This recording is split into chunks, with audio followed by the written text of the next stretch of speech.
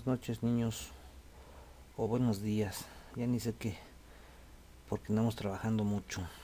Pero bueno, es necesario que haga yo este video para que entendamos el archivo que les mandé esta semana, porque es un archivo un poquito complicado de entender. Y bueno, si los veo por las mañanas, a veces nos pasamos más el tiempo platicando de los temas, de las tareas, pero si era necesario en esta ocasión hacer este videito, porque bueno, si no lo comprenden, lo pueden repetir, ponerle pausa, regresarlo, adelantarlo, y pues si no comprendieron, pues repetirlo, no todo. Eh, Aquí es importante, antes de empezar a explicar el video, el archivo que les mandé en la semana, es necesario decirles que ya estamos en el tercer parcial.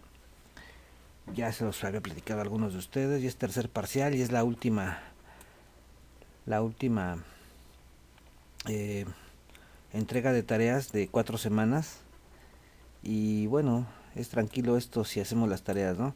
Les consta a todos que eh, las tareas sí son un poquito laboriosas, porque hay que transcribir, porque yo estoy convencido de que es la única forma en que hago que lean el documento, porque algunos me decían yo lo imprimo, pero bueno, no todos tienen impresora, y los que lo imprimen realmente no lo leen, y hacen como que lo leen, lo subrayan y sacan fotos y envían. Eso no es aprender.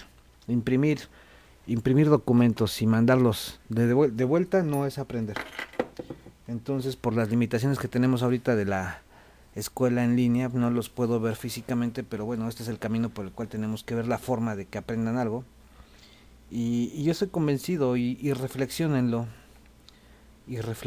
antes de que se quejen, porque muchos a veces nos quejamos, ¿verdad? Cuando no nos gusta algo nos quejamos, pero reflexionen. Es bueno a veces escribir, porque escribir te hace leer dos veces, de menos dos veces. Lees cuando ves el celular, y lees cuando estás escribiendo en la libreta, y lees cuando vas a estudiar. Entonces esa repetición hace que aprendas. Y bueno, aquí siendo honestos, eh, de las tareas saco el examen. O sea, si haces tus tareas, vas a sacar buenas calificaciones en el examen. Y bueno, yo les pido su esfuerzo, muchachos. Aquí abro mi calendario.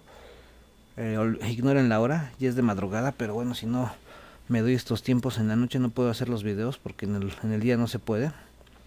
Pero tenemos esta semana que ya concluye, pues prácticamente el viernes. Este video corresponde a esta semana. Si fuera necesario hago otro para la siguiente, pero bueno, aquí la idea es que entiendan que el semestre acaba el 18 de diciembre. Tenemos 4 semanas contando esta para recuperarnos. Los que han entregado sus tareas, qué bueno. Los que no, pues ya no hay forma, porque pues ya evaluó el primer parcial y segundo. Échenle ganas en ese tercero para que se recuperen los que salgan bajos de los dos primeros. Y los que llevan buenas calificaciones, esfuércense más para que tengan una calificación excelente y su promedio sea alto, ¿no? La intención no es reprobar a nadie, pero pues si no hay evidencias, ¿cómo yo justifico una calificación hacia ustedes, no? Sí necesito que me entiendan esa parte.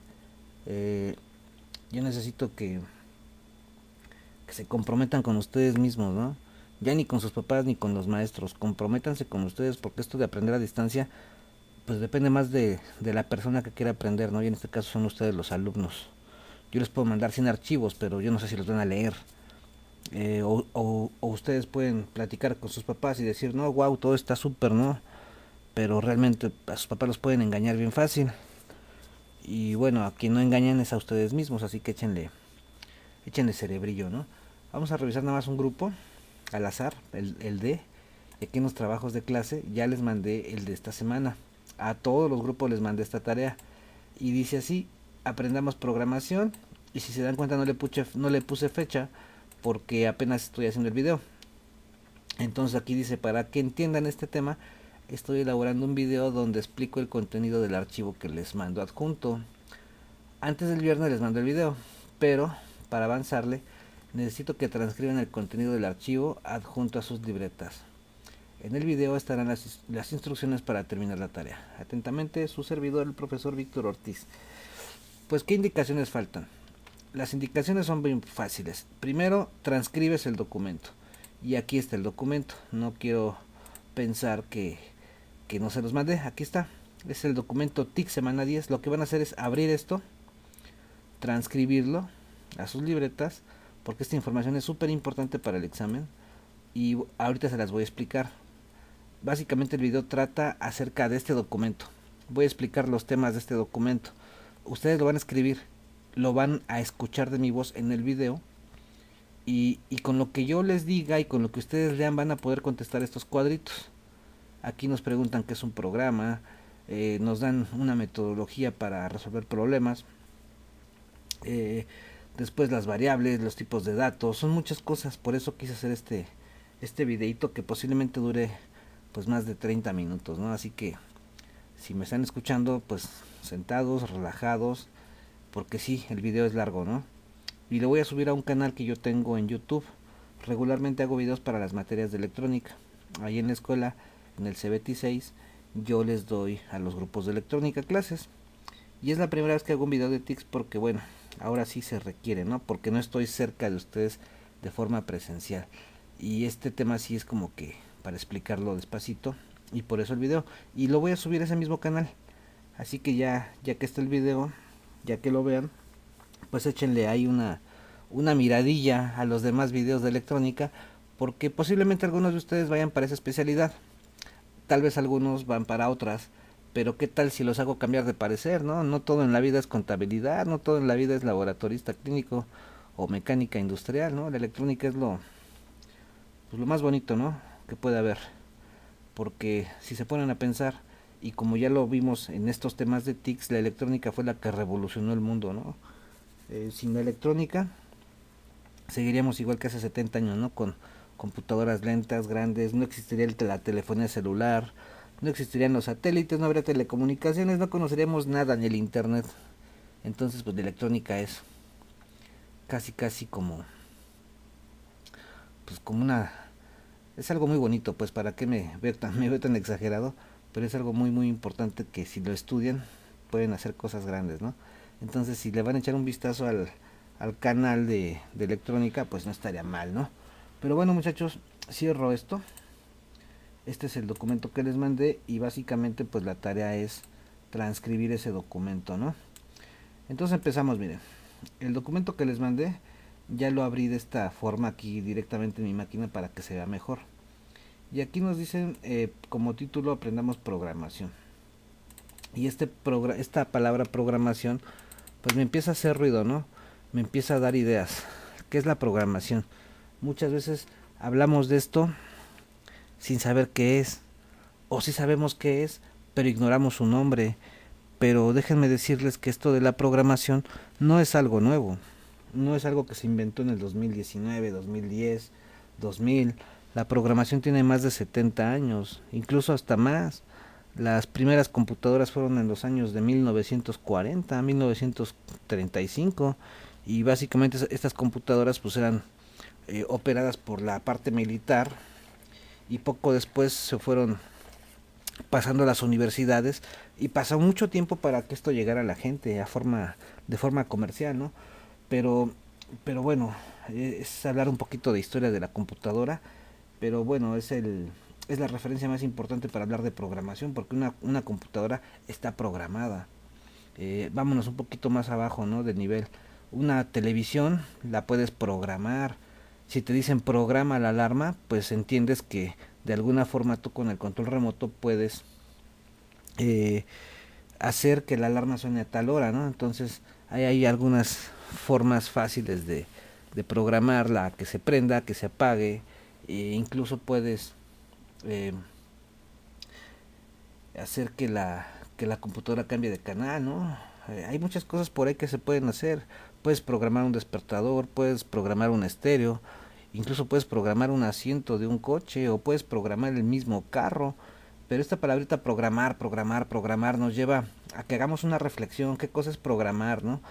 Yo no me voy a meter en los detalles así como que de fondo tan grandes, ¿no? Porque me gusta ser práctico, pero esto de programar, qué es un programa, y aquí tengo una definición bien simple que va a ser mi punto de partida. Y dice así: conjunto de instrucciones que entiende un ordenador para realizar una actividad. Aquí es bien importante que entendamos esto: conjunto de instrucciones que entiende un ordenador. Este enunciado nos da pie a muchas dudas y nos da pauta a que hagamos muchos caminos para entender, ¿no? Por ejemplo, ¿qué cosa es una instrucción? ¿Qué cosa es un ordenador? Bueno, un ordenador es una computadora, pero como ya lo dijimos, la programación no es nada más de las computadoras. Los aparatos se pueden programar, hasta el microondas se puede programar. Hay muchas cosas, una cafetera se puede programar. Pero bueno, vamos ya a lo práctico, ¿no? Un programa es para quién, para una máquina. Un programa es entendido por una máquina, pero necesita instrucciones. Y esas instrucciones, pues no se las voy a dar en español. Me voy a ver ridículo si le hablo a la tele: préndete o apágate, o a ver microondas, hazme mis palomitas, o a ver refri, abre la puerta. No, no, no. Las máquinas no entienden mi lenguaje. Las máquinas necesitan instrucciones, pero en un lenguaje de ellas, en un lenguaje de máquina. Y estas instrucciones, bueno, las tengo que yo saber hacer para poderme comunicar con una máquina. Pero acá tengo otro concepto que tiene que ver mucho con lo que es el programa, y dice que es el algoritmo. El algoritmo son los pasos a seguir para resolver un problema. Entonces, el humano hace el algoritmo prepara el algoritmo con un lenguaje de máquina para llegar a un programa y poder realizar una actividad. Eh, el programador es el encargado de hacer toda esta chamba, pero el programador tiene que ser ahora sí que un especialista en detección de problemas y en optimización de soluciones, porque él puede preguntar: bueno, ¿cuál es el problema? ¿Qué necesitas? ¿Y cómo lo necesitas? ¿Y para cuándo lo necesitas? Y un problema no es para una persona. Un problema puede ser para 500 personas. Imagínense, tiene que preguntarle a las 500 personas su opinión para que la solución sea global, para que la solución sea dinámica, para que la solución sea general y tenga obvios resultados, ¿no? Pero bueno, antes de entrar a estos detalles, porque en el documento viene un poquito más abajo, sí me gustaría a mí entender este concepto que tengo aquí en este archivo que tengo acá al lado. Pero vamos a partir de esto: que es un programa. Es un conjunto de instrucciones que entiende un ordenador. Pero como les repito, ¿cómo me voy a entender yo, humano, con una máquina? Ese es el problema. Y vámonos al concepto del lenguaje, vean. Vámonos por acá. Bueno, aquí hice como que un pequeño índice de lo que les voy a explicar ahorita. Y vamos a empezar con el programa. Pero para poder entender el programa, vamos a empezar con la parte de... Caracoles, se me estoy revolviendo aquí. Con la parte de lenguaje. Porque no puede haber un programa si no entiendo lo que es el lenguaje. Y lo vamos a empezar a platicar con esta ilustración. Estos dos jovencitos son personitas que obviamente aquí se entiende en la imagen que están teniendo una conversación. Esa conversación es de forma oral. Aquí se puede ver que estos dos niños están platicando de forma oral, ¿no? Están platicando. Y aquí el que tiene la manita levantada es el que está hablando. Y este señor lo que hace es mandar un mensaje. Manda un mensaje. Ese mensaje viaja, por decirlo así, de un lugar a otro. En este caso el viento o el aire o este espacio entre los dos niños es el canal de comunicación.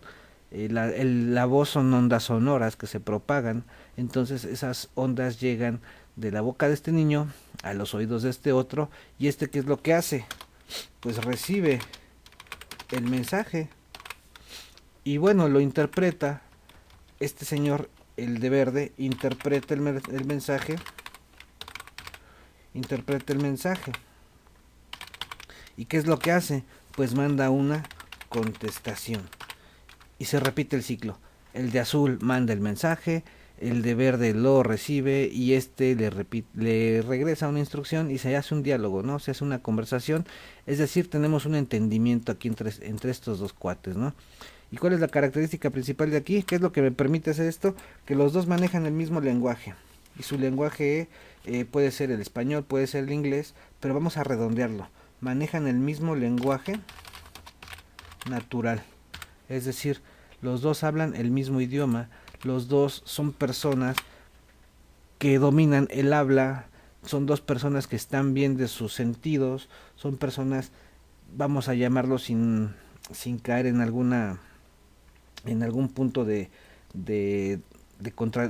no de contradicción, sino son personas comunes y corrientes, encontré la palabra, son personas comunes y corrientes que tienen ese lenguaje natural, que pueden hablar, que pueden oír, y eso es fácil para tener un diálogo, ¿no? Y eso es una cosa muy simple, ¿no? Pero imagínense que el niño de verde ahora, pues tiene una discapacidad, ¿no? Por ejemplo, es sordo, ¿no? No oye. ¿Creen que ellos dos se puedan comunicar? No tienen el lenguaje natural.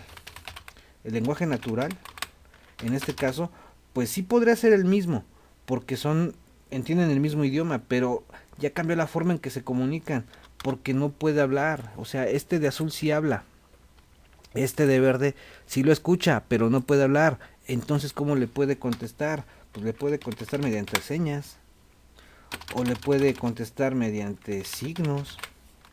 Entonces el lenguaje, quiero que entiendan, el lenguaje no solamente puede ser eh, hablado, el lenguaje puede ser de varias formas, puede ser oral, como ya lo dijimos el primer caso, también puede ser escrito, o el lenguaje también puede ser de señas, o puede ser también con signos.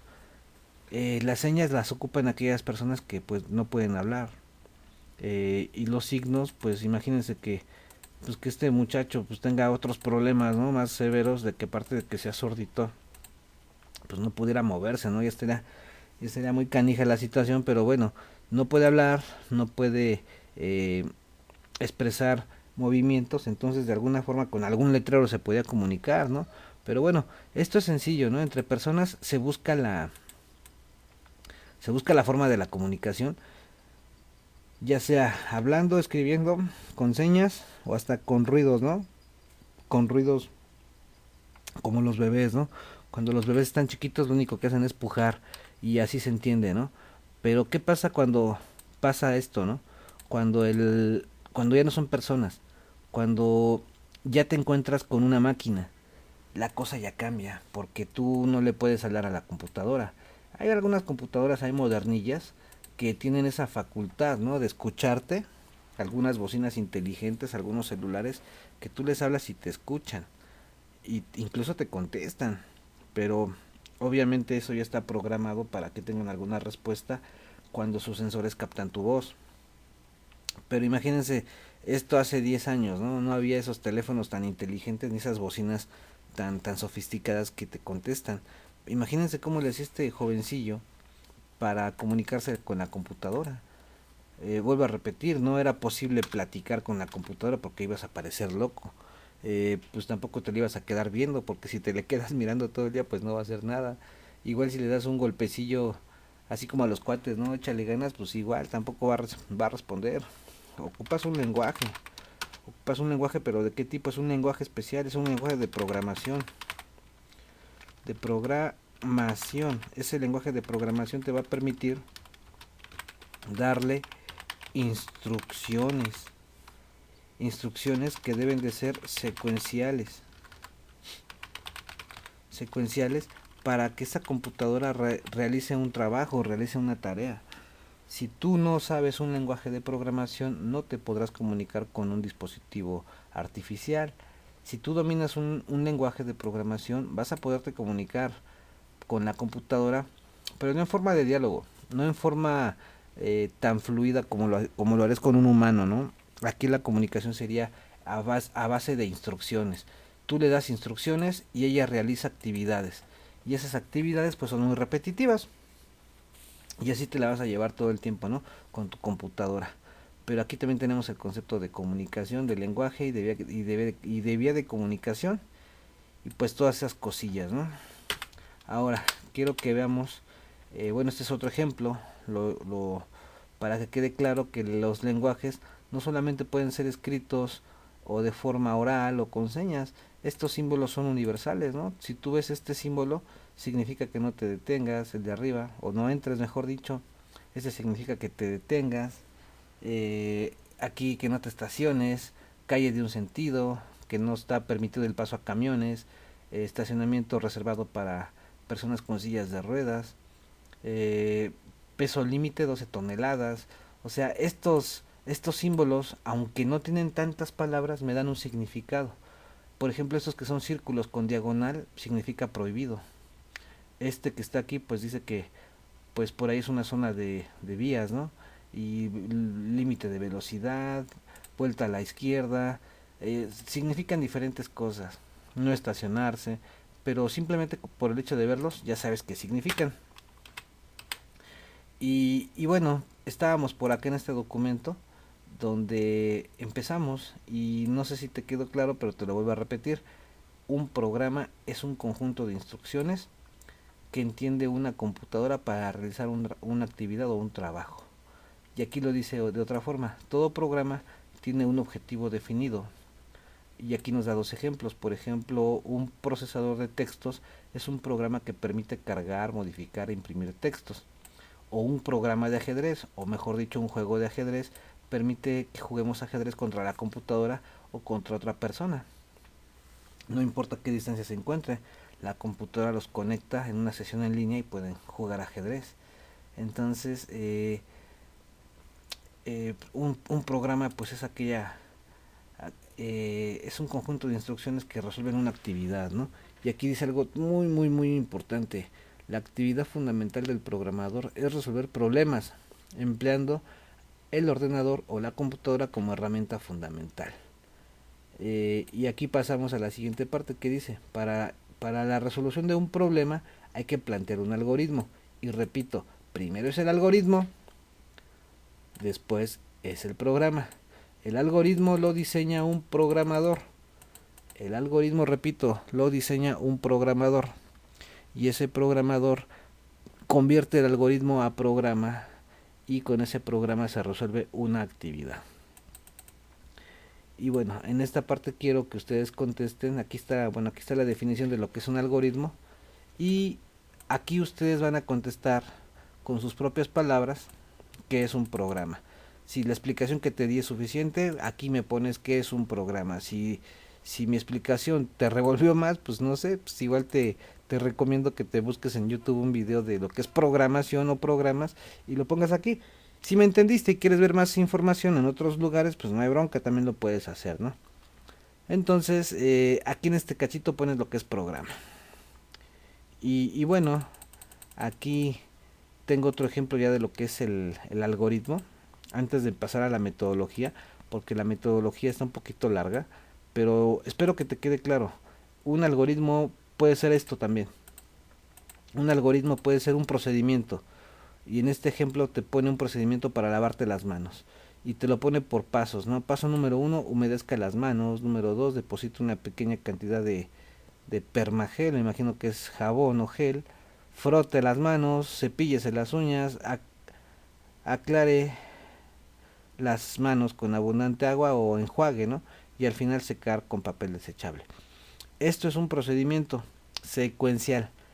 Esta imagen la puse para explicar lo que es secuencial, porque ya dijimos que un programa es un conjunto de instrucciones que resuelven un problema, pero también podemos agregar la palabra secuencial. ¿A qué se refiere secuencial? Que es una secuencia que no se puede alterar, no se puede modificar. Imagínense que tú te vas a lavar las manos y primero haces esta parte, primero te secas las manos. Pues ¿qué pasó? ¿Cómo te las vas a secar si ni siquiera te las has mojado? O por ejemplo, no te echas agua primero y te cepillas las uñas, pues te vas a lastimar. Entonces es un procedimiento tan común, tan ordinario, tan de todos los días, que lo hacemos ya de forma automática, pero no nos damos cuenta que ese procedimiento tiene una cronología o una secuencia. Y de eso tratan los algoritmos, muchachos, de hacer las cosas ordenadamente. Acá tengo otro ejemplo de algoritmo, pero ya está un poquito más avanzado. Es por ejemplo cuando armamos un mueble. Aquí cada pieza te da, ¿cómo lo digo? Cada pieza tiene un nombre, cada pieza de este mueble tiene un nombre. Por ejemplo, la pieza A está al fondo, aquí tiene como unos taquetitos donde vas a poner la pieza B, insertas la pieza C, en la parte de atrás tienes otra pieza o D, perdón, y aquí estos como refuerzos se llaman E, Y aquí incluso te explica cómo girar 180 grados con el destornillador de cruz, ¿no? Para que aprietes o aflojes las partes, ¿no? Incluso te da una imagen detallada de lo que es una bisagra para que tu armado no te falle. Y bueno, este algoritmo es un instructivo de cómo armar un mueble, pero yo espero que con esto ya entiendas que un algoritmo es algo que te ayuda a resolver un problema. Un programa es algo que interpreta la máquina para hacer una actividad, pero como humanos podemos interpretar algoritmos escritos y algoritmos no escritos, o ya sean gráficos. Entonces, imagínense que este mueble, pues no sé, le sirve a 1 millón de personas. ¿Y qué es más fácil para el vendedor? Ir a la casa de esas, 1 millón son muchas, ¿no? Vamos a bajarle un poquito. Supongamos que ese mueble está de oferta en el Buen Fin que acaba de pasar, ¿no? Y todos dicen, wow, es el mueble de moda, yo lo quiero. Y vámonos por el mueble. ¿Y qué sería más fácil?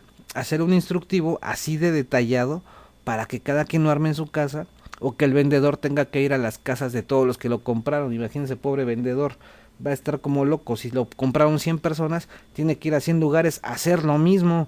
Es una tarea repetitiva que se puede resolver haciendo un instructivo. Y ese instructivo lo vas a meter junto con el mueble, que obviamente lo vas a entregar desarmado. Cuando compras un mueble de este tipo, no te lo entregan armado, te entregan una caja. A lo mejor compraste un escritorio, compraste un librero, y cuando llega tu mueble a tu casa, pues es una caja que tú dices, ¿qué onda? ¿Qué es eso? Yo compré algo más grande. Esa caja parece como de pantalla de televisión, entonces no me sirve. Y ya que te lo entrega te dice, pues no, mi amigo, no se duerma, ese mueble es lo que usted compró, solo que está desarmado. Y adentro está el instructivo para que usted lo arme. Entonces, bueno, este es otro ejemplo de algoritmo gráfico.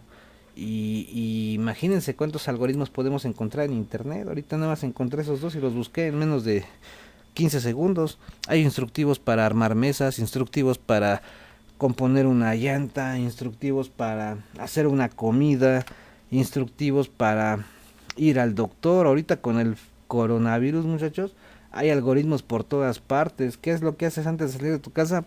Ponerte el cubrebocas, ponerte gafas, y vas en la calle y procuras no acercarte a la gente. Llegas a algún establecimiento, te toman la temperatura, te ponen gel en las manos, y si no tienes la temperatura correcta no te dejan entrar, te rebotan.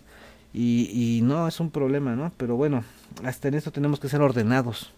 Y fíjense qué bonita palabra, ordenados, como lo que acabo de decir hace ratito. El algoritmo tiene que tener orden y cronología para que funcione. Entonces, pues bueno, esta imagen ya no me sirve, ya la entendimos. Y solo me voy a quedar con mi índice de temas a tratar el día de hoy.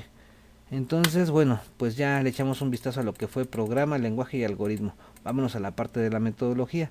Y esta metodología pues no la inventé yo, pero sí la he usado durante muchos años y sí me ha servido, porque esta metodología se aplica siempre en la solución de problemas, tanto para la computadora y para la no computadora. Siempre se están usando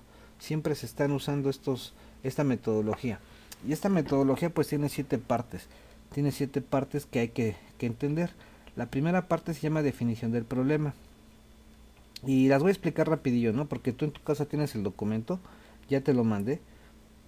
Lo tienes ahí en tu celular y lo puedes leer a la hora que tú quieras. Yo te voy a dar una noción de lo que significa cada una de ellas. Y la primera parte de la metodología es la definición del problema. Y pues el nombre nos lo dice bien claro, ¿no? Cuando tenemos un problema, tenemos que definirlo. Es como cuando dos niños se pelean en la calle. A ver, llega el maestro o la maestra o el papá o el vecino y ve que los dos niños se están agarrando a fregadazos, ¿no? Y de repente les preguntan, a ver, dime, ¿quién empezó? ¿Por qué? Porque lo voy a castigar. Y dice un niño, no, pues él llegó y me pegó. Y dice el otro, no, pues es que tú me insultaste, es que tú te burlaste, es que la semana pasada me dijiste. Entonces, ¿qué es lo que se está haciendo? Se está definiendo el problema, qué fue lo que causó la situación. En este caso, bueno, fue un ejemplo muy burdo para entender qué es la definición, pero bueno, básicamente se usa para problemas un poquito más, pues más avanzadillos, ¿no? Como por ejemplo, calcúlame la velocidad de un vehículo que viaja de Ciudad de México a Veracruz, si llega en tanto tiempo, ¿no? O sea, aquí en la definición del problema hay que ser muy precisos. Y ahí les doy el ejemplo, miren, supongamos que yo Supongamos que yo les digo y dibujo aquí voy a dibujar una imagen chiquita. Vamos a dibujar un cuadro. Un cuadrito voy a dibujar aquí. Ahí está un cuadrito. Supongamos que este es nuestro problema de matemáticas. Y yo les digo, ¿saben qué? Vamos a calcular el área de este cuadrado. Vamos a calcular el área de este cuadrado. Ese es el problema. Y es más, hasta lo voy a escribir aquí, para que no haya falla, de que digan, este profe no le entiendo. Vamos a bajar esto aquí. El problema sería calcular el área de este cuadrado. A forma de pregunta, porque es pregunta. Calcular el área de este cuadrado. Si se los pongo en un examen, si se los imprimo en una hoja, si imprimo en una hoja ese cuadrado y les pongo ese enunciado, ¿qué va a pasar? Pues no va a pasar nada. Nadie lo va a poder responder, porque el problema no está bien detallado, porque el problema no está bien definido, porque este cuadrado yo no sé cuánto mide. Sí sé que es un cuadrado, porque aquí dice este cuadrado. Sí sé que es una figura geométrica plana de 2 dimensiones, porque tiene una base aquí abajo y tiene una altura hacia acá arriba. Pero pues si no conozco las dimensiones no las voy a adivinar, porque en las matemáticas no se trata de adivinar, se trata de ser preciso y lógico. Y bueno, si esto yo lo pongo en un examen, pues el que va a estar mal es el maestro por no saber hacer el examen, porque esto no esto no lo va a poder entregar nadie. O lo entregan todos, pero todos los resultados serían buenos o serían malos, ya depende de la apreciación, ¿no? Pero en este caso, para que yo les diga, para que este problema esté bien definido, tendré que ponerle el valor del lado es 5. Y sale y vale. Si yo les pongo este problema ahora sí lo pueden resolver. Pero bueno, aquí pequeño error, ¿no? Hay que ser específico en qué unidades. 5 centímetros. Y si yo les pongo eso, ¿qué me dirían? Ah, bueno, pues yo conozco una fórmula para el área que es igual a L por L. Y me dirían, pues aquí sustituimos, le ponemos A es igual a 5 por 5, entonces A va a ser igual a 25. Y esto sería el resultado de este cuadrado. Y vean, esto que tengo por aquí es un algoritmo. ¿Por qué? Porque primero necesito preguntar cuánto vale L. O mejor dicho, primero tengo que definir el problema. Y ya que tengo el problema, bueno, empiezo a poner datos, hacer fórmulas y a obtener resultados. Y vámonos de una vez con el paso número 2. El paso número 2 se llama análisis del problema. Y ahorita van a ver lo que acaba de pasar. Dice aquí, una vez que se ha comprendido lo que se debe obtener mediante la computadora, es necesario definir los datos de entrada, los métodos, ya sean fórmulas, condiciones o estructuras de control, que se necesitan para procesar los datos y los datos de salida. Es decir, y va otra vez, para que yo haga un análisis del problema, tengo que encontrar 3 cosas. La primera, datos de entrada, la segunda son los métodos y la tercera son los datos de salida. ¿Qué creen que hicimos acá? ¿Qué creen que acabamos de hacer acá? Definimos el problema y al mismo tiempo analizamos el problema y analizamos los datos, como dice por acá, análisis del problema. Lo definimos y lo analizamos. ¿A qué me refiero con analizar? En este problema requerimos datos de entrada. Necesitamos un método. Y necesitamos o mejor dicho, obtenemos un dato de salida. En este caso la pregunta es, ¿cuáles son los datos de entrada? ¿Cuáles son? En este caso, este 5 es el dato de entrada.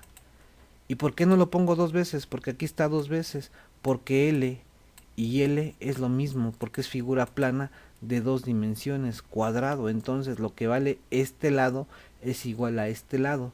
Y es lo mismo que este y es lo mismo que este. Por lo tanto, el valor de entrada solo es 1, 5. ¿Y el método cuál sería? Pues el método es la fórmula que está aquí arriba. Porque esta fórmula me permite a mí obtener el resultado. Y el resultado obtenido es el dato de salida, que es el 25. Entonces, chéquense, lo que es definición del problema y análisis del problema son cosas que se hacen al mismo tiempo, porque mientras estás definiendo, estás analizando. Esa capacidad que tenemos los humanos de entender y de deducción nos permite definir cosas, entender cosas, analizar cosas para llegar a conclusiones. Entonces, estas dos son casi, bueno, no son casi, son juntas y se hacen prácticamente de forma automática. Donde tenemos, o sea, que ponemos bien abusados es en la primera parte. Si el problema no está definido, no podemos adivinar. No podemos empezar ahí a sacar conclusiones que pueden ser al final equivocadas. Ya que tenemos una definición correcta, esto surge en automático, solito. Y bueno, vamos a pasar a la parte número 3.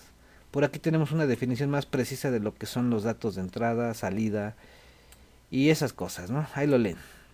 Pero por acá tengo el paso número 3, que es el paso más importante, que se llama diseño de la solución. Y aquí en este paso, bueno, tengo que ponerme abusadito porque este diseño de solución tiene que ser factible. No puede estar como que hecho al aventón.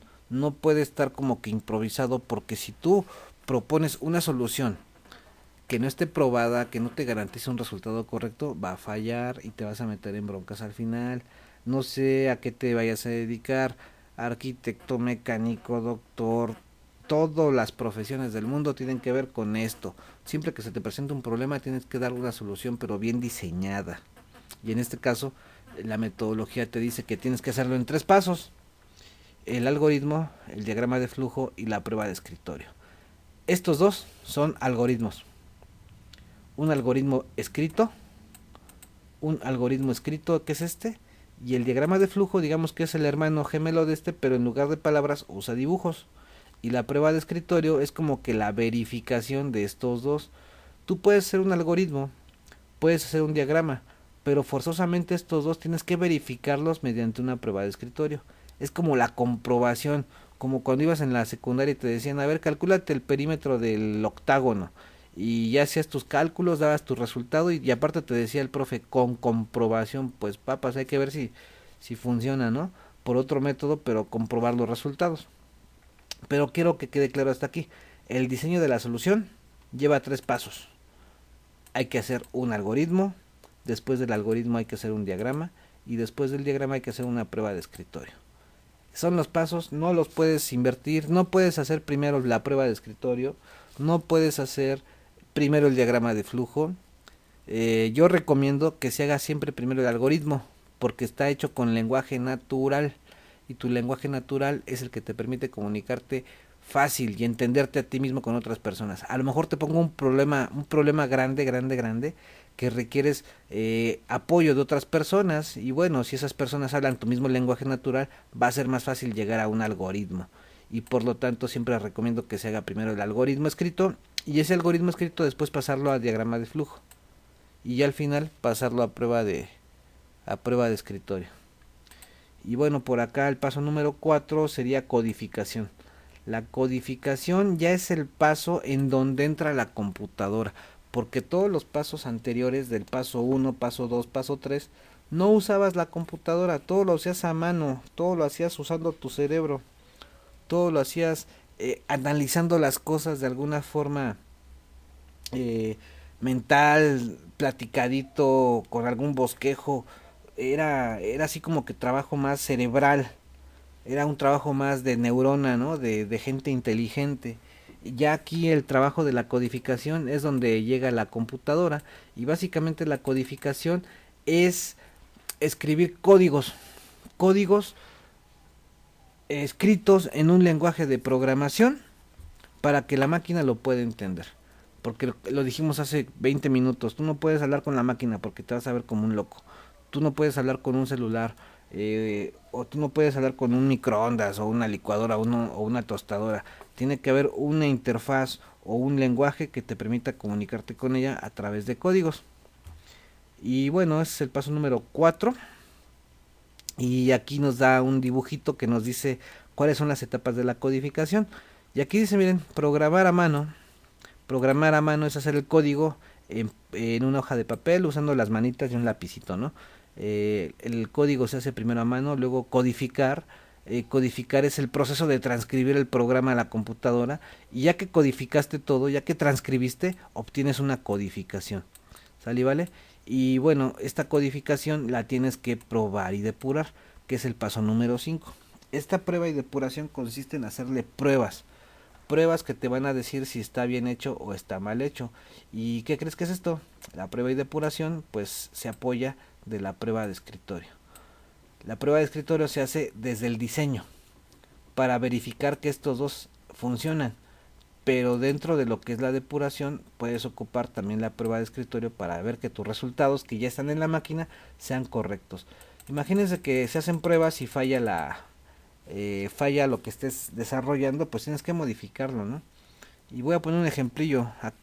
No sé si hayan escuchado en algunos lugares de internet que existen versiones beta, ¿no? Hay juegos que son beta. ¿A qué se refiere con juego versión beta? Es un juego que está desarrollado y ya está terminado, pero no garantiza que esté bien hecho. Estas versiones beta, las empresas que se dedican, por ejemplo, a hacer juegos, las distribuyen gratuitamente a los jugadores expertos para que pues empiecen a jugar, y como son expertos van a hacer el juego para arriba, para abajo, para todas partes, lo van a instalar, lo van a borrar, le van a meter información, van a hacer lo que se les dé la gana con el juego. Y el juego está, o sea, esta actividad de ponerlo a prueba es para eso, ¿no? Para encontrar errores y codificar y corregirlos en la codificación. Imagínense que esta versión beta de un juego X mande errores. Ah, qué bueno, para los programadores ese es el objetivo, ¿no? Encontrarle fallas. ¿Para qué? Pues para depurarlo, para que el juego se vaya puliendo y poco a poco salga la versión completa y sin errores, ¿no? Entonces esas versiones beta pues es puro negocio, ¿no? Ahí te va el juego, te lo regalo, cámara, juégale. Pero lo que pase me lo comunicas, ¿no? Y cuando salga la versión ya buena, pues te lo dejo al 50%, ¿no? Pero eso es solo para las personas que se dedican a probar juegos. Y si hay gente que vive de probar videojuegos, ¿no?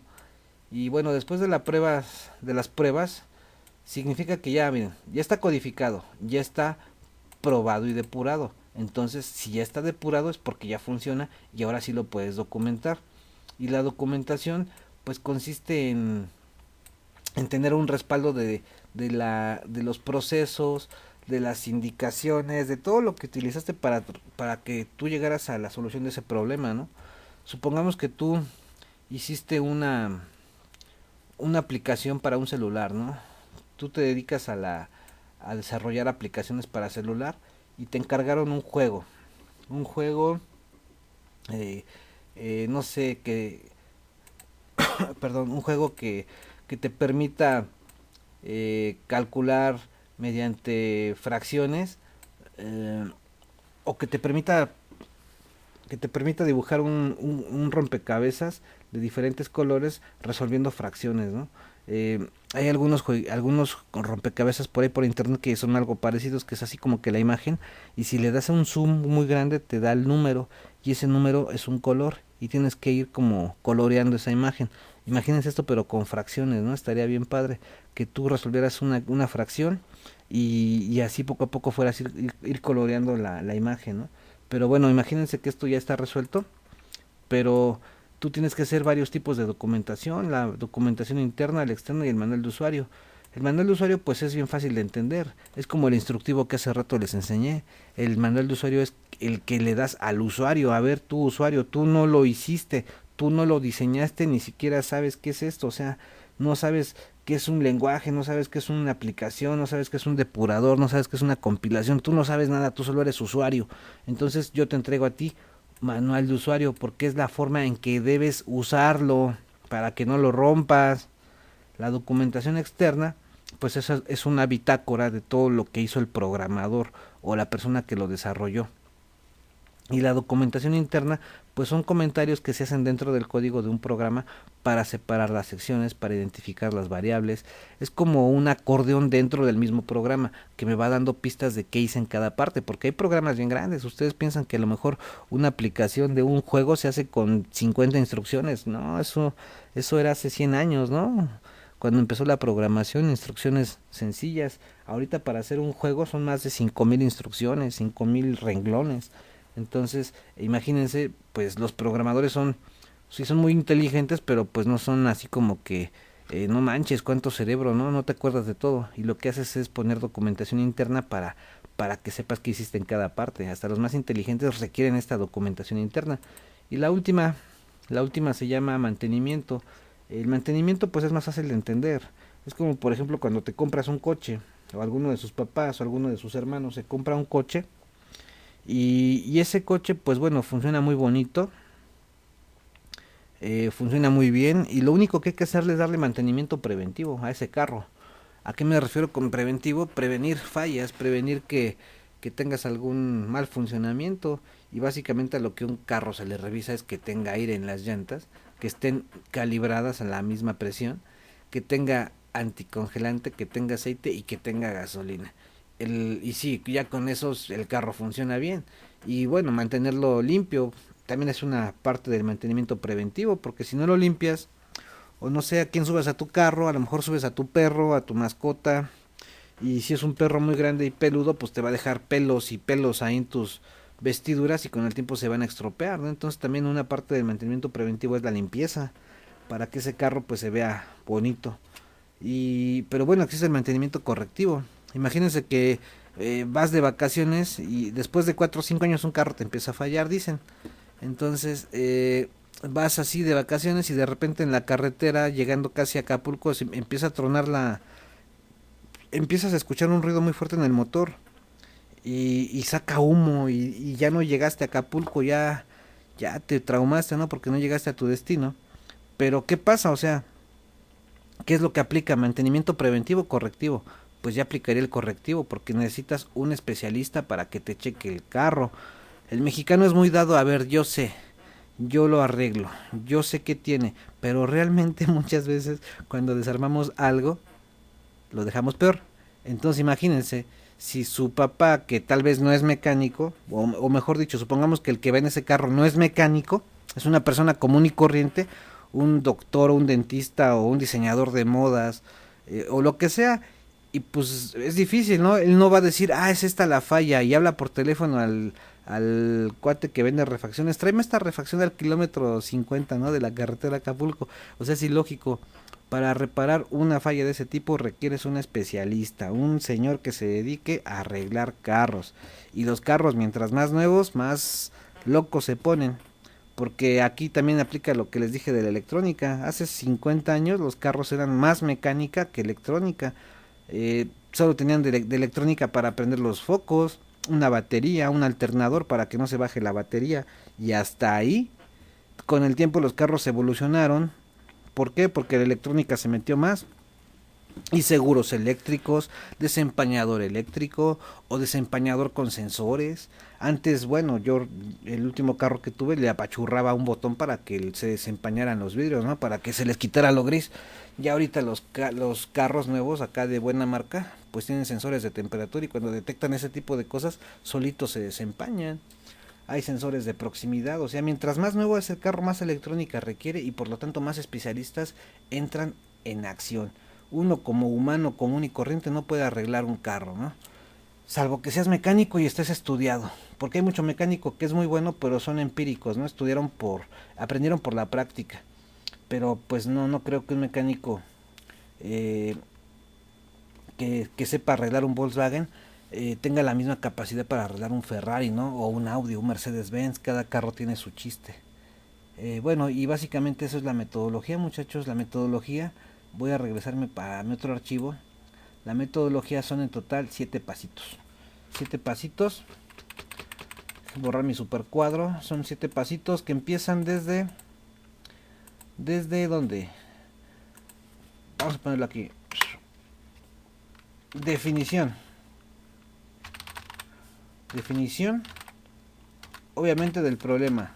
Análisis. ¿Análisis de qué? Pues del problema. Y este análisis te va a dar 3 cosas. ¿Cuáles son esas 3 cosas?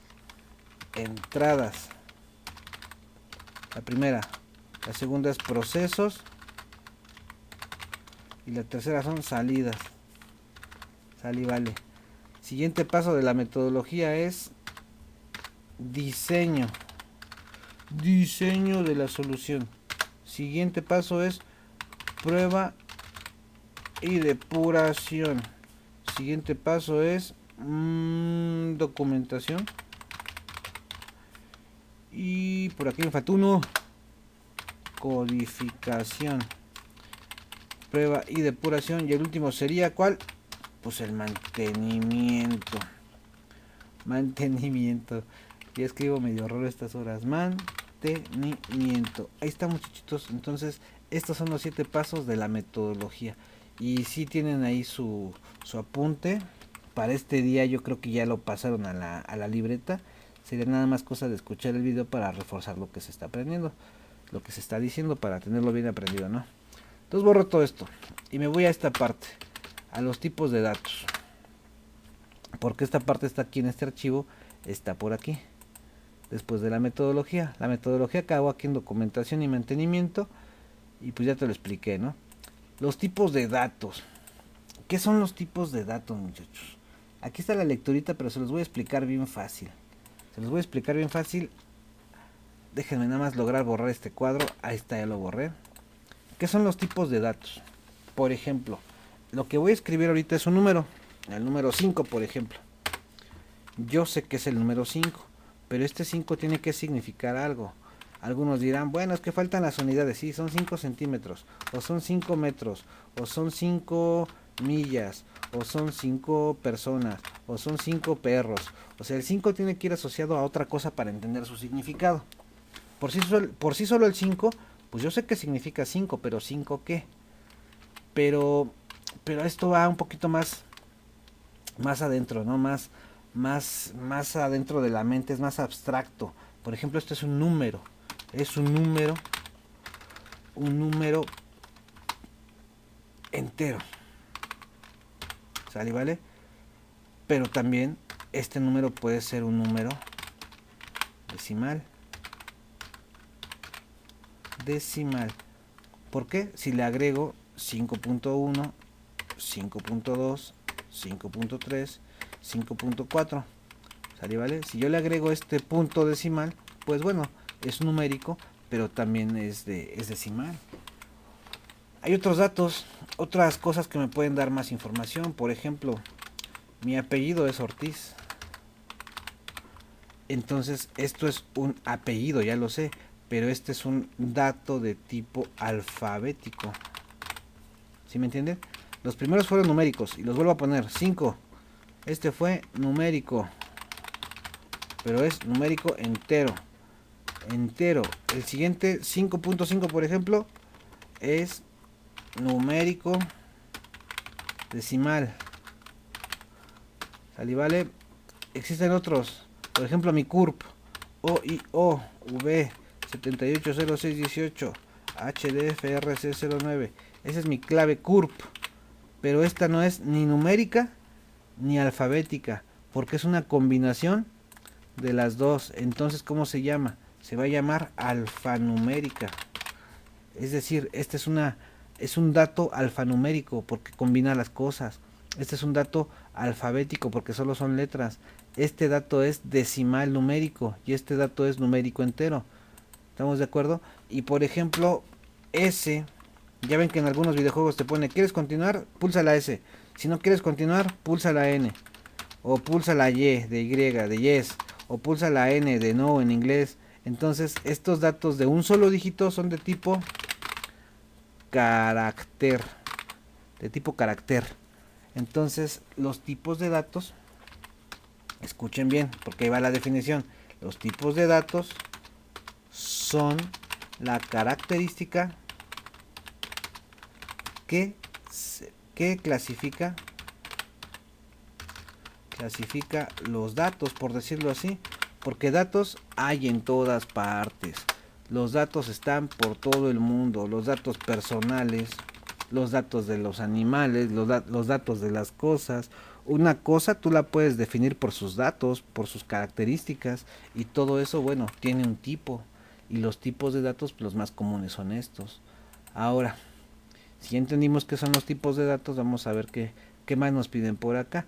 Y bueno, aquí en este pequeño gráfico te marca los datos simples. Ahorita que yo hice todo esto, todos estos están dentro de la clasificación de datos simples, que es la que me ponen por acá.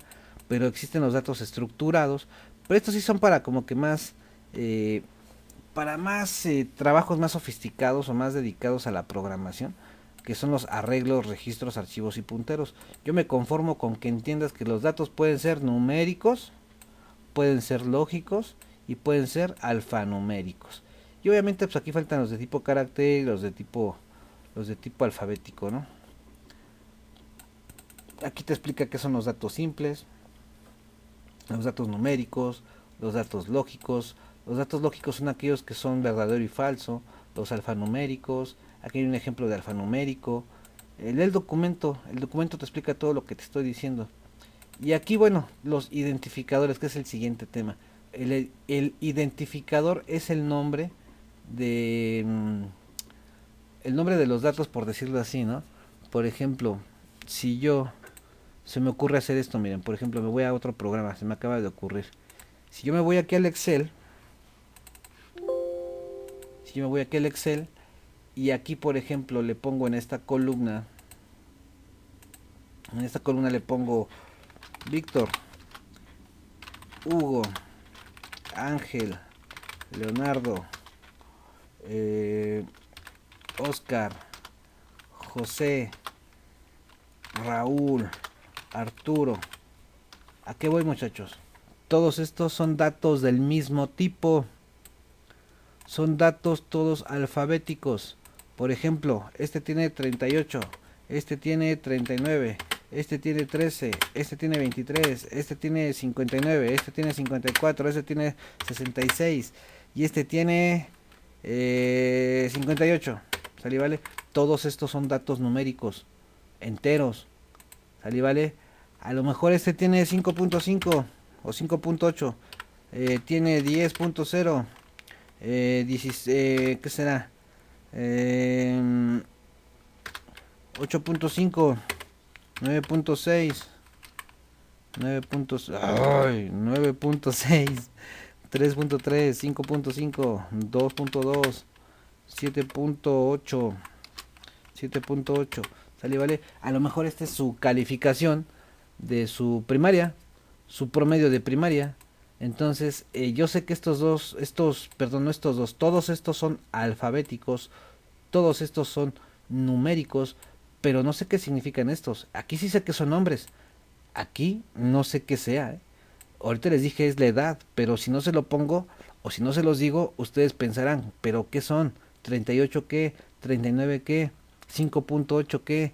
¿10 qué? Esto necesita, muchachos, identificadores. Identificadores. Los identificadores representan los datos. El identificador es el nombre de una variable. El identificador es una secuencia de caracteres que sirve para identificar una posición o localidad en la memoria de la computadora. En pocas palabras, el identificador me permite saber qué significan los datos. Este es el nombre de una persona, esta puede ser la edad y este puede ser su promedio de primaria. ¿Estamos de acuerdo? Si yo le pongo esta etiqueta a estos datos, esto ya tiene sentido. Este señor se llama Víctor, tiene 38 años y su promedio de primaria fue 5.8. Este señor se llama Hugo, tiene 39 años y su promedio fue de 10. Es decir, estos identificadores, si yo los borro, ¿qué es lo que pasa? Tengo datos sin sentido, datos que no significan nada, y más si los pongo separados. Imagínense que borro esto, pues yo sé que son nombres, pero ¿qué? ¿Eso qué me proporciona a mí? Esa información, ¿de qué me sirve saberla? Y acuérdense que la información tiene que servir para algo. Estos datos, pues sí sé que es Víctor, pero en el mundo hay millones de Víctor. Este es Hugo, pero ¿cuántos miles de Hugos no hay aquí en esta ciudad? Ángel hay muchos, Leonardos hay muchos, pero bueno, esto empieza a tomar sentido cuando pongo más datos. Pero aún así sigue sin sentido porque no tengo identificados los datos.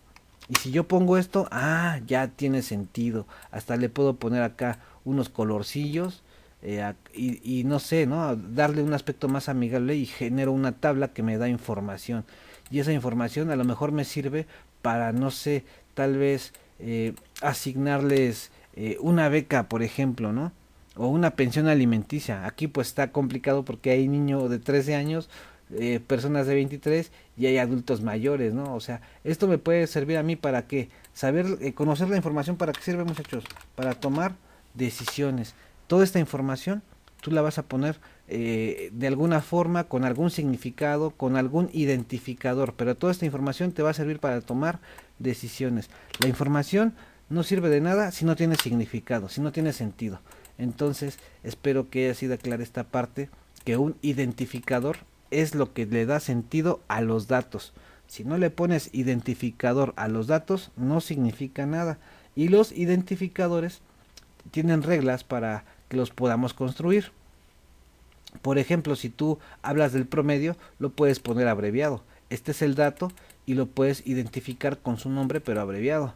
El nombre del alumno es el dato. Por ejemplo, Víctor, Hugo, Ángel, Leonardo, Arturo, los que ahorita pusimos, pero tú los puedes poner así, nom-alu. O sea, es como una abreviación que si tú la lees, sabes que significa que ahí vas a poner los nombres de los alumnos. Tú sabes que prom es para que tú captures los promedios. Tú sabes que C1 es para que captures la primera calificación.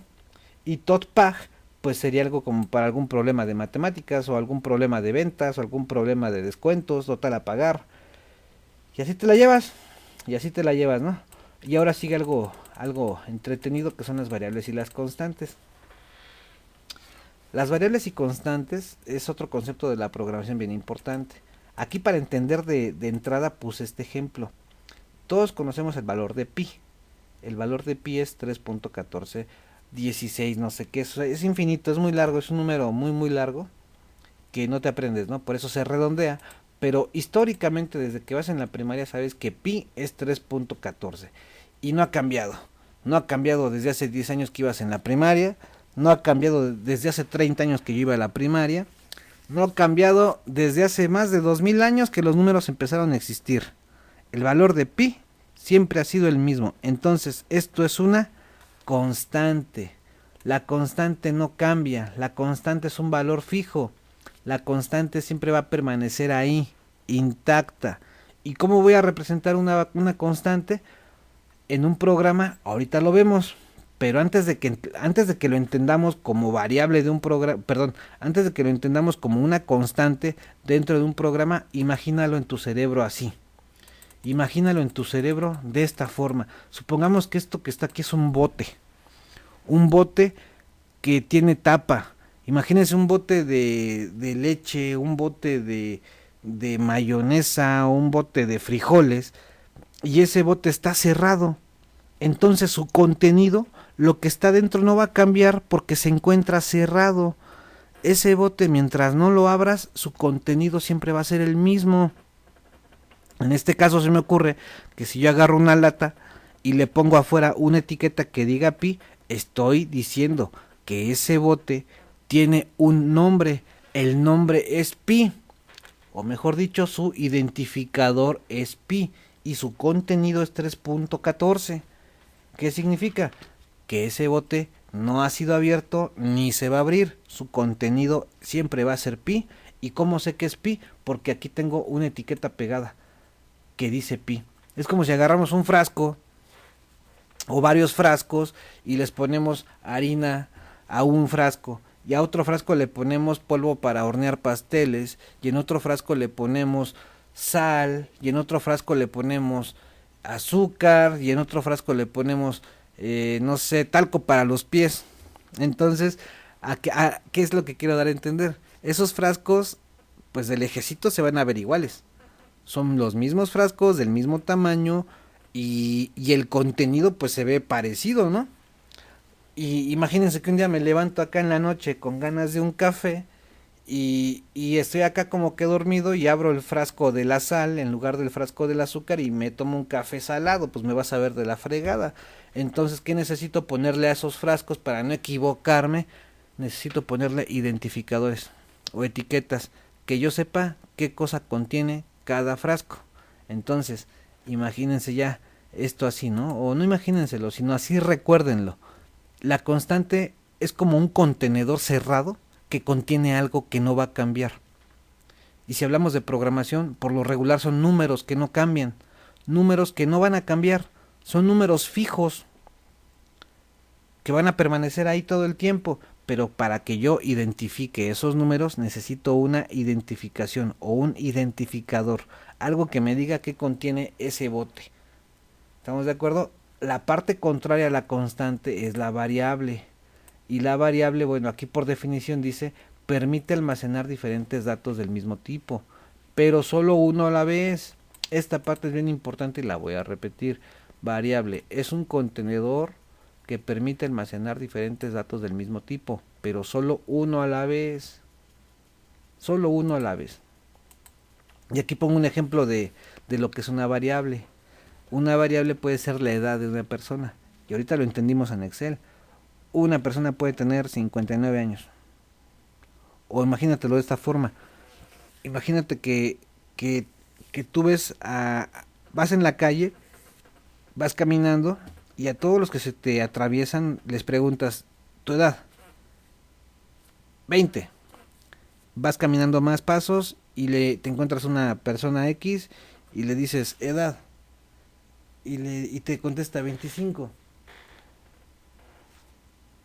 Y después llegas a otro lugar y te dice esa persona, le dices tú a la persona edad, 60. Entonces a lo que voy, si tú le preguntas la edad a 100 personas, te apuesto que el 80% tienen edades distintas, edades variables, datos distintos. Por eso se llaman variables, porque su contenido va a ser distinto, pero solo va a almacenar un dato a la vez. Por eso está aquí lo de el contraste, ¿no? La constante era cerrada, pero aquí tu lata ya la abriste, ¿no? Aquí tu lata ya quedó abierta. ¿Y por qué está abierta? Pues porque ya le metimos un valor. Y por ejemplo aquí la etiqueta que está fuera de esa edad. Significa que esta variable se llama edad y va a almacenar datos de tipo int. ¿Qué significa int? Enteros. ¿Qué significa enteros? Numéricos sin puntos decimal. Entonces, si tú vas por la calle y le preguntas a alguien, déjenme hacer aquí algo rápido. Si tú vas por la calle y le preguntas a alguien, dime tu edad, pues te va a decir, tengo 20, va, ahí lo pones el 20, sale, ahí está el 20. Y caminas más adelante y llega otro y te dice, yo tengo 30, ¿vas a poder meter el 30 aquí junto con el 20? Pues, ¿qué crees? Que no, porque es una variable simple y las variables simples solamente pueden almacenar una variable a la vez. Entonces, si tú quisieras meter este 30, este 20, primero ¿qué haces? Lo vas a botar, lo vas a borrar y ahora sí ya puede entrar el 30. Y si más adelante te encuentras un señor que tiene 35, pues ese 35 lo vas a querer meter aquí, pero no hay espacio para que tú lo puedas meter. Este 30 se va para afuera y entra el 35.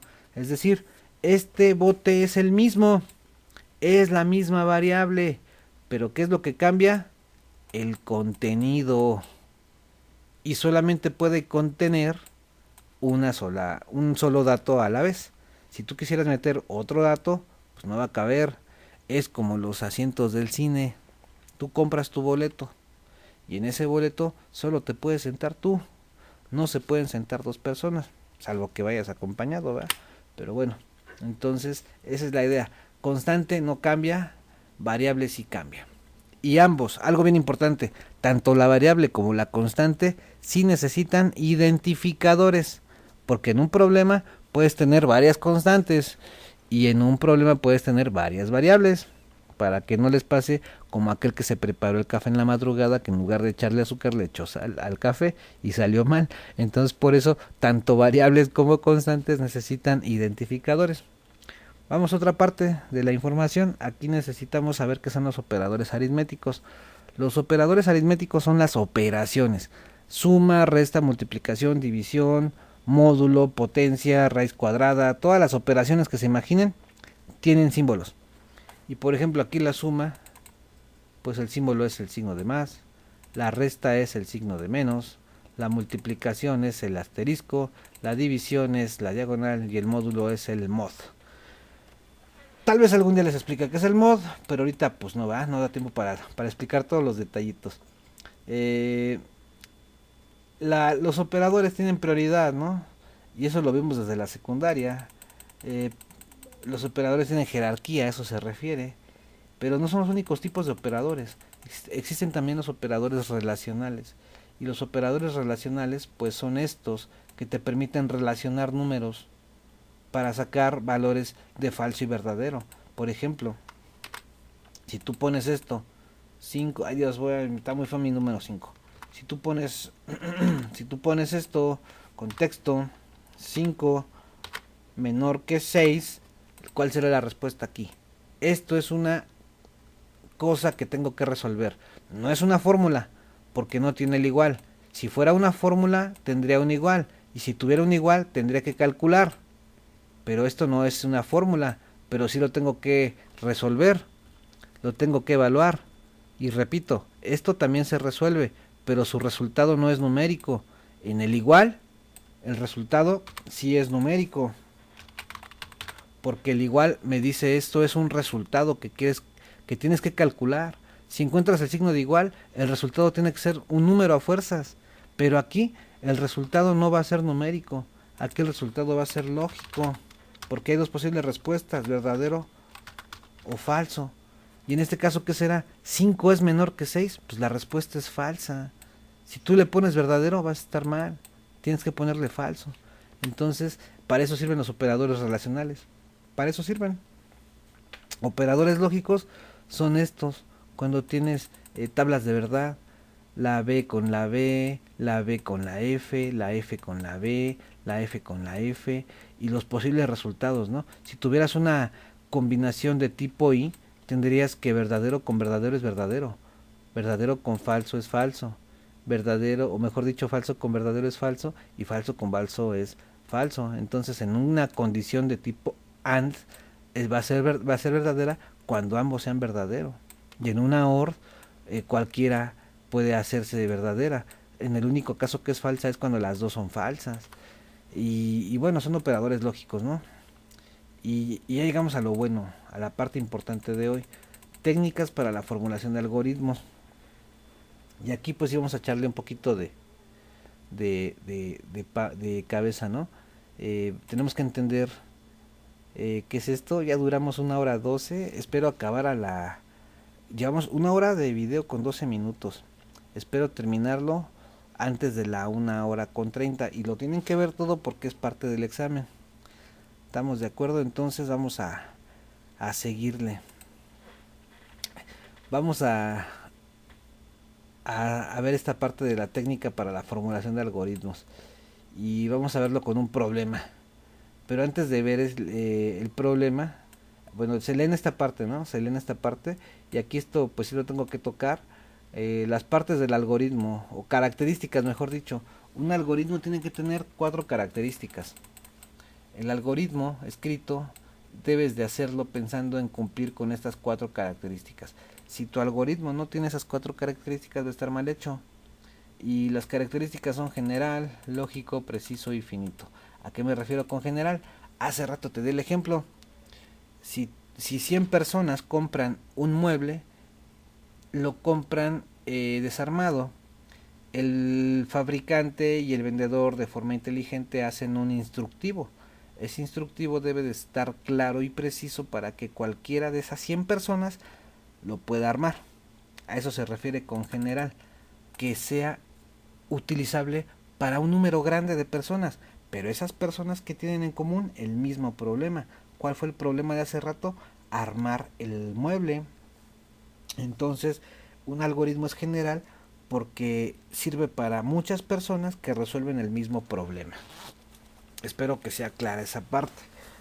Un algoritmo también debe de ser lógico.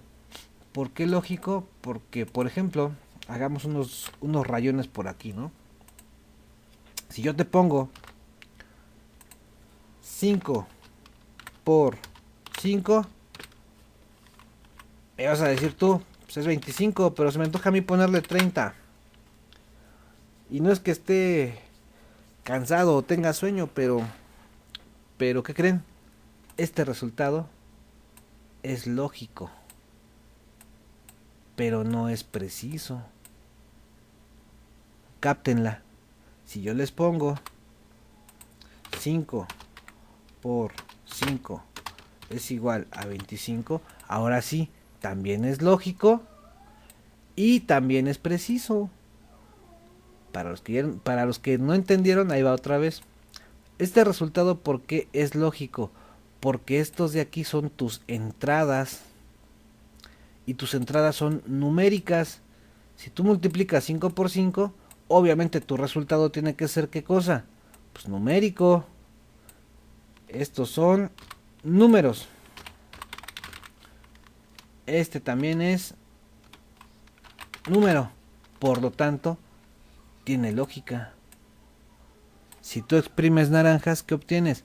Jugo de naranja. Si tú exprimes uvas, ¿qué obtienes? Jugo de uva. Entonces, si tú metes números, obtienes números. Si el número no es correcto, no me importa. Lógico sí es, preciso no. Pero en este caso, las dos cosas se cumplen. Es lógico y es preciso. Entonces, para que hagas un algoritmo, debes de tener 4 características. Me falta una, pero ya entendiste general, ya entendiste lógico y ya entendiste preciso. ¿A qué se refiere con finito? Te voy a explicar finito de esta forma. Supongamos que este es un salón de clases. Un salón de clases, pues mal dibujadillo, ¿no? Pero la idea es esta. Aquí está el niño sentado en su escritorio, en su mesa, pues en su banca. Y aquí está la puerta del salón, ¿no?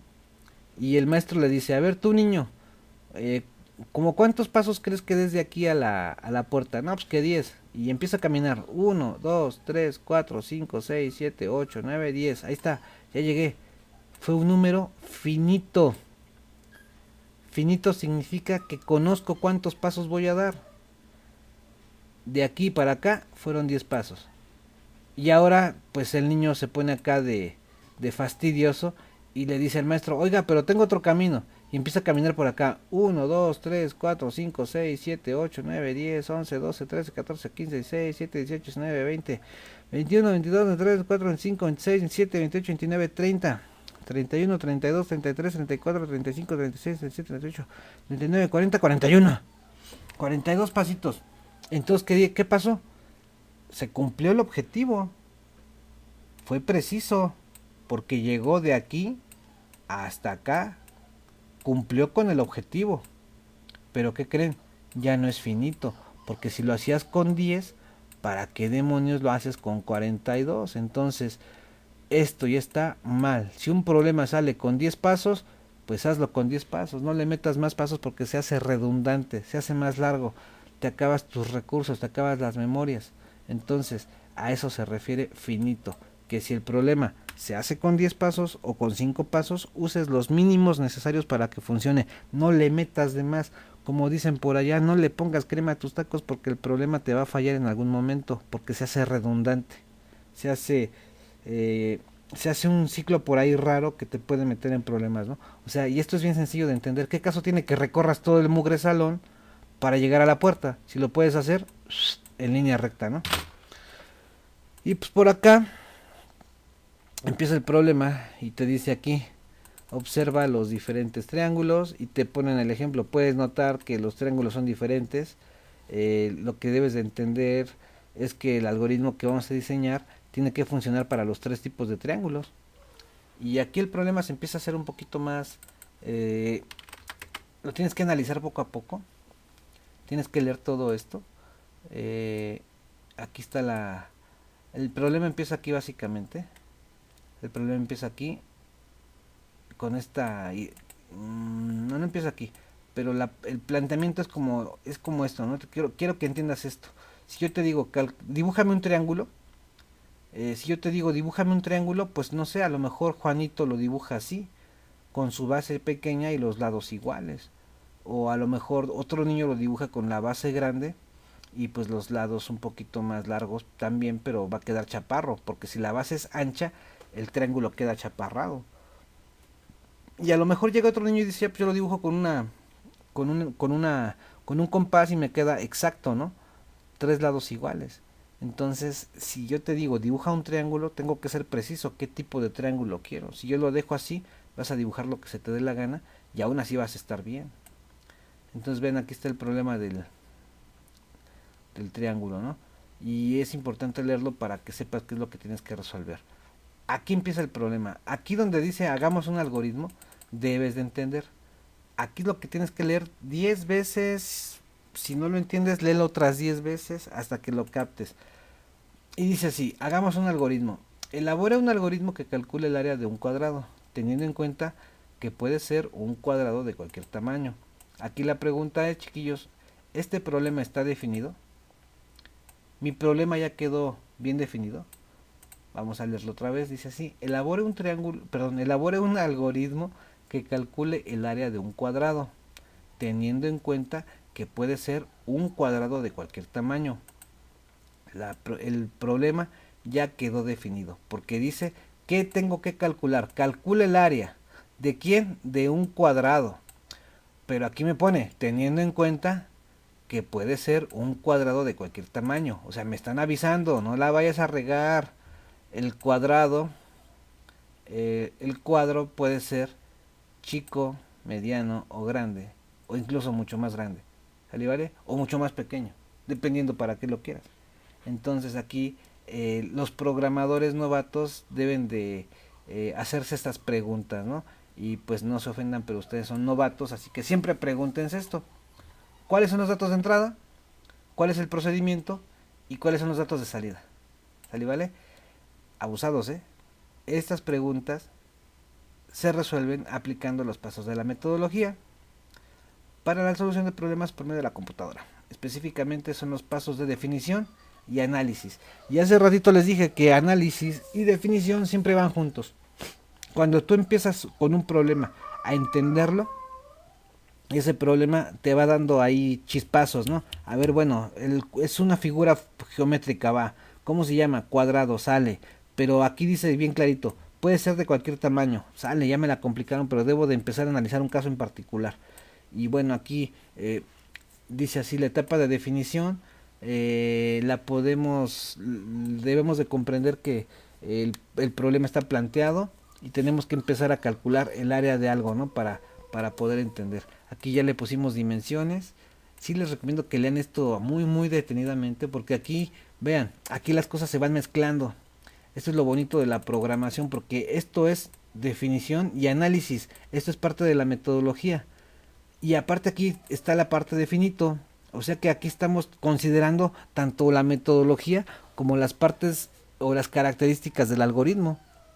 Y bueno, por acá empieza la cosa, el método, que necesito una fórmula. Y básicamente quiero que entiendan esta parte de aquí. Esta es la parte que quiero que entiendan. Esto que está aquí. Esto es a lo que venimos hoy, muchachos. Esto es el propósito del video. Hacer un algoritmo.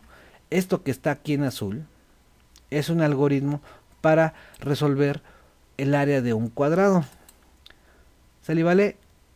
Un algoritmo siempre empieza con la palabra inicio. Un algoritmo siempre termina con la palabra fin. Son reglas internacionales, no las inventé yo. Pero si se dedican a la programación, siempre van a escuchar esto. Cuando hagas tu primer algoritmo o cualquier algoritmo, todos los algoritmos del mundo, todos los algoritmos llevan al principio inicio. ¿Para qué? Para saber dónde empieza. Todos los algoritmos llevan fin, para saber dónde acaba. Entonces, si yo pongo estas dos palabritas, mi algoritmo es finito, porque sé dónde empieza y sé dónde termina. ¿Sale, vale? Aquí, ¿qué onda? ¿Qué significa leer? Leer L. Leer L es aquí como que, bueno, aquí lo dice. ¿Qué significa leer? Dice así. Te recuerdo que la metodología empleada en este libro se llama Metodología para la solución de problemas por medio de computadoras. Esta metodología es la más utilizada y recomendada en el mundo de la programación, ya que es un conjunto de herramientas que llevan a una solución válida, robusta y bien fundamentada. Pero como su nombre lo indica, está orientada al uso de la computadora. Por lo tanto es necesario entenderla desde esa perspectiva. Abusados, ahí está la clave. Por medio de computadoras. Por medio de computadoras es la clave. La computadora es una máquina muy avanzada para realizar gran cantidad de cálculos en un tiempo muy breve, pero solo es una máquina, solo sigue instrucciones y en algunos casos puede tomar decisiones con parámetros establecidos. Pero cuando una computadora tiene implementado un algoritmo mediante un lenguaje de programación, esta no puede adivinar o predecir los datos de entrada. Para un problema, estos datos de entrada deben ser leídos por ella y previamente escritos por el usuario. Es por eso que algunos autores dicen que en la parte de la entrada de los datos de un programa existen dos funciones básicas, escritura y lectura. La escritura es tarea del usuario y la lectura es tarea de la computadora. Todo lo que acabo de leer significa lo siguiente. Aquí en este renglón le pongo leer porque es una instrucción que yo necesito. Es como si estuviera preguntando el valor del lado. Si el cuadrito es chiquito, de aquí para acá tal vez mide 1 centímetro. Si el cuadro es más grande, tal vez de aquí para acá mide 3. Si el cuadro es más grande, tal vez de aquí para acá mide 5. Entonces, yo tengo que leer cuánto vale L. ¿Para qué? Pues para saber de qué tamaño es el cuadrado. Y ya que me dicen el valor de L, lo meto a esta fórmula, L por L. Y si yo multiplico este valor 2 veces, me va a dar el valor de A. Y estas son variables, variable de entrada, variable de salida. Y voy a desplegar el resultado de A. Si a mí me dicen L vale 5, ¿qué voy a hacer? Pues voy a multiplicar 5 por 5 y el resultado es 25. Si me dicen 1, pues 1 por 1 es 1. 2, si es 2, bueno, si aquí me dicen que L vale 2, entonces es como si pusiera 2 por 2 y su resultado va a ser 4. ¿Por qué? Porque se almacena en la A. Esta palabra desplegar, ¿qué dice aquí desplegar? Significa que tú vas a sacar el resultado de la pantalla. Aquí está bien explicadito. ¿Qué significa desplegar? Esta es la parte más fácil de entender. Hasta el momento hemos platicado que los datos de entrada se escriben por parte del usuario para que la computadora los lea y posteriormente se realicen los cálculos por medio de métodos para obtener los datos de salida. Pero ¿qué pasa después de que se calculan? ¿Cuándo los puedo ver? ¿O cuándo los puede ver el usuario? Es sabido por todo informático que dentro de la CPU se realizan los cálculos, pero estos cálculos son internos y no son visibles para el usuario. Por lo tanto es necesario mandarlos a desplegar a la pantalla para que el usuario los pueda ver. En pocas palabras, cuando tú escribes los datos, los escribes y los escribes con el teclado y los va a leer la máquina. Y cuando la máquina los lee, lo voy a poner así para que lo captes bien. Cuando tú lees, cuando tú escribes los datos, cuando el usuario escribe, lo hace con el teclado. Cuando la máquina los lee, los manda a la RAM, porque en la RAM se hacen los cálculos. ¿Sale, vale? Cuando la máquina hace cálculos, repito, los hace en la RAM. Pero a ver, el usuario puede escribir con el teclado. Él sabe que metió 5, o él sabe que metió 10, o él sabe que metió 100, o él sabe que metió 50. Ese 50 se lee y se manda a la memoria, y esos cálculos se hacen en la memoria, pero la memoria RAM están dentro de la máquina. El usuario escribió los datos de entrada, pero necesita conocer los datos de salida, por eso se los tengo que mandar a la pantalla, y eso significa desplegar. Desplegar significa que esta información que calculé en la RAM se la voy a poner en la pantalla para que el señor que está aquí sentado enfrente sepa que si metió 5, su resultado va a ser 25. Si metió 10, en el valor de lado va a obtener un 100. Si metió un 7 por 7, 49. Repito, desplegar es mandar los resultados que se calcularon dentro de la RAM a la pantalla.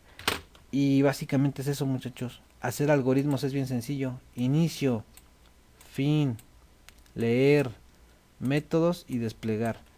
En resumen, acuérdense de esto. El algoritmo se hace en 3 pasos. El primer paso es entrada. El segundo paso es el proceso. Y el último paso es la salida. La entrada es esta. leer los datos. El proceso es la fórmula, y la salida es los resultados. Entonces básicamente este es mi primer algoritmo, que resuelve ¿qué cosa? El área de un cuadrado. ¿Su tarea cuál va a ser? ¿Su tarea cuál va a ser? Su tarea es, aquí lo dice, elabora 8 algoritmos con ayuda de tu profesor, ya les ayudé, que correspondan al cálculo de áreas y perímetros de las figuras geométricas. Voy a hacer un poquito más chiquito esto para que lo vean bien. Aquí lo voy a poner un poquito más chiquito, más chiquito, más chiquito. Ahí está. Ahí está. Siguiente hoja. Tengo estos problemas. Tengo 4 figuras geométricas. Si ya entendieron, aquí van a calcular el área del cuadrado y aquí van a calcular el perímetro del cuadrado. Perímetro. ¿Sale, vale? ¿Cómo lo van a hacer? Piensen, ¿cuál es la fórmula universal para el área del cuadrado? Área es igual a L por L. Y de hecho el problema que ya se resolvió en el documento es este. ¿Y el perímetro cuál sería? Perímetro es igual a L por 4. Entonces, a partir de estas fórmulas, saco los algoritmos. Entonces, ahí les va, miren. Primer algoritmo, inicio. Vale, vale. ¿Qué voy a leer? Leer L, porque es el valor que necesito para calcular. ¿Y qué voy a calcular? Pues la misma fórmula. La misma fórmula que está arriba la voy a poner abajo. L por L. Y al final, ¿qué voy a hacer? Desplegar. Desplegar es mandar a la pantalla el valor de A. Y aquí le voy a poner fin. Y ya acabé. Ese es mi algoritmo para área de cuadrado. Ahora con color verde. Ahí les va. ¿Qué tengo que hacer aquí? Inicio. ¿Qué voy a hacer? ¿Qué necesito preguntarle a la persona? ¿Qué necesito preguntarle? Pues igual, el valor de L. ¿Y ahora qué voy a hacer? Ah, bueno, pues perímetro es igual a L por 4, porque repito la fórmula. ¿Y qué voy a hacer al final aquí? Desplegar P. Vean la diferencia. Aquí voy a desplegar P. Y al final, ¿qué voy a hacer? Ponerle fin. Chequen esto. Chequen esto, por favor, con color naranja. Para que se vea. No, con rojo mejor. Aquí en este problema tengo variable, variable. Variables de entrada. Estas dos son variables de entrada y esta es variable de salida. En este problema tengo la L, variable de entrada. ¿Y el 4 qué cosa es? ¿Este 4 qué es? Variable o constante. Es constante, porque el cuadrado siempre va a tener 4 lados. ¿Sale, vale? Entonces, vean la diferencia. Aquí despliego A y aquí despliego P. ¿Por qué? Porque en la parte central, en el método, calculé A, despliego A. Si calculo P, despliego P. Pero lo más chistoso es que aquí, en ambos casos, el dato de entrada es el mismo. ¿Por qué? Pues porque se trata de la misma figura geométrica. Ahí les van las fórmulas que faltan para que sepan qué van a hacer. Para el rectángulo, ¿cuál es la área? Y le ponen pausa en sus casas para que apunten las fórmulas en su libro, porque esto, no en su libro, en su apunte, porque recuerden que esto, todo el documento lo van a transcribir, desde arriba hasta abajo, y esos cuadros los van a dibujar, y van a calcular esto que yo estoy haciendo ahorita. El área del rectángulo, pues si no me equivoco, es base por altura. Pero las cosas se ponen pesadas cuando hago el perímetro, porque el perímetro no es tan fácil. Y si no me equivoco, se multiplica 2 veces la base y se suma multiplicando 2 veces la altura. Así que esa es la fórmula para el perímetro. Esta es la área, este es el perímetro. Y seamos listos, o sea, esta es la parte que ya quiero que hagan ustedes. Aquí tengo 2 variables, base y altura. Y les voy a dar una pista aquí nada más, porque me caen bien. Inicio. ¿Qué voy a leer? Leer B. ¿Y después qué voy a leer? H. ¿Por qué? Porque son 2 datos distintos. Esta B me representa a la base. Esta H me representa a la altura. Por eso tengo que leer 2 variables. Lo puedo poner separado o lo puedo poner junto. Déjenme borrar esto para ponerlo junto. Déjenme borrarlo, tengo aquí que hacer estas pequeñas modificaciones, como si estuviera borrando, ¿sí me entienden? Ténganme paciencia, pero también lo puedo hacer, carajo, ahí está, lo puedo hacer, ya lo hice separado, pero también lo puedo hacer junto, leer B, H, ahí está, en un solo renglón. ¿Qué significa esta coma? Que primero voy a leer la B y después voy a leer la H. ¿Y después de esto qué voy a hacer? Ah, pues pongo mi formulita, área es igual a la base por la altura. Y después voy a desplegar pues la A. Aquí es algo muy parecido en esta parte de aquí. Nada más pónganse truchas porque hay constantes. ¿Sale, vale? Hay dos aquí y dos acá. ¿Sale, vale? Abusados. Ustedes lo deducen. Por ejemplo aquí, en esta hoja de acá. ¿Cuál será la fórmula del área del triángulo? Suponiendo que debe ser para cualquier triángulo. Área es igual a base por altura. Se parece mucho al anterior. Base por la altura. Pero estos dos, entre paréntesis, base por la altura. Y con mayúsculas si quieren, no hay bronca. Y estos dos se van a dividir entre 2. Perímetro. Perímetro va a ser igual a L1 más L2 más L3. ¿Por qué le pongo así? Porque el triángulo puede ser equilátero, porque el triángulo puede ser isósceles o el triángulo puede ser escaleno. O sea, los lados pueden ser distintos, por eso los pido los tres lados. Ya si por ejemplo era equilátero, pues ni modo, tengo que repetir 5, 5, 5 o 6, 6, 6 o 7, 7, 7. Pero esto funciona para cuando son distintos. Y ya para acabar, área del círculo. Área del círculo es pi, o mejor dicho 3.14 multiplicando al radio 2 veces. Y el perímetro, si no me equivoco, es 3.14 por el diámetro. ¿Vale? Vale. Y aquí está otro ejemplo de que esto es constante. Aquí tengo 2 veces el radio, aquí tengo una constante y aquí tengo un diámetro.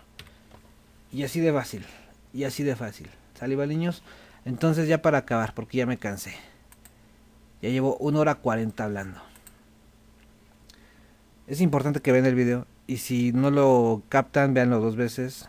Un día tiene 24 horas, así que pueden ver el video 10 veces en un día, no pasa nada. No duerman. Pero sí es importante esto, que primero transcriban su documento. Y ya es jueves, y se los mandé desde el martes. Transcriban todo esto, transcríbanlo, contesten esto. Básicamente es transcribir todo esto para que lo entiendan. Ya se los expliqué, pero si lo escriben lo van a entender más. Y al final lo único que tienen que resolver son estos 8 ejercicios. Cada cuadro es un ejercicio. Aquí es área, perímetro, área, perímetro, área, perímetro, área y perímetro. Y ya les puse las fórmulas. Así que échenle, esfuércense un poquito. Ya expliqué el tema, ya expliqué el documento y yo sé que lo pueden hacer porque es muy sencillo.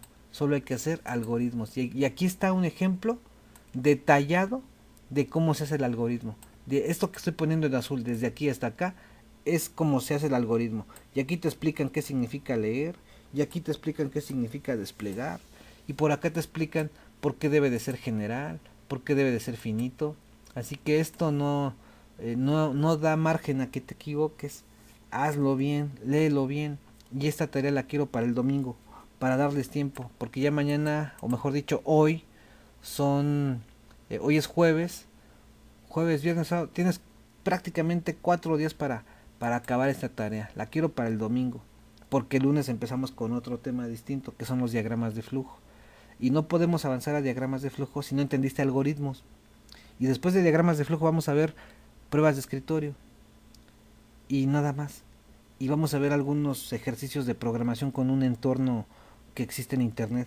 Ya les platicaré de esto la próxima semanita. pero quiero que esta semana hagan su video, perdón, quiero que esta semana hagan su tarea, transcriban su documento y contesten al final lo que estoy pidiendo aquí. Si pueden llegar a esto, muchachos, qué bueno. Si pueden llegar a estos algoritmos resueltos, qué bueno. Me va a dar mucho gusto y se va a ver en sus tareas, ¿no? Si hacen su tarea y no contestan esta parte, la tarea va a estar contada a la mitad. Esta tarea vale un punto siempre y cuando esté completa. Y obviamente estos estén bien. Si hacen su tarea, pero esto está sin contestar, pues les voy a poner nada más la mitad. Así que esfuércense por ese punto. Y yo creo que es todo, niños. Yo creo que es todo. Ya es muy tarde para andar aquí conectado. Nada más les recomiendo que se hagan su tarea porque muchos salieron bajillos de calificación porque no mandaron tareas. Porque los exámenes que yo les hago están muy sencillos. Muy sencillos. Entonces, jovencitos, pues los veo la próxima semana. Por favor, hagan su tarea. Cuídense mucho. Yo ya me voy a descansar.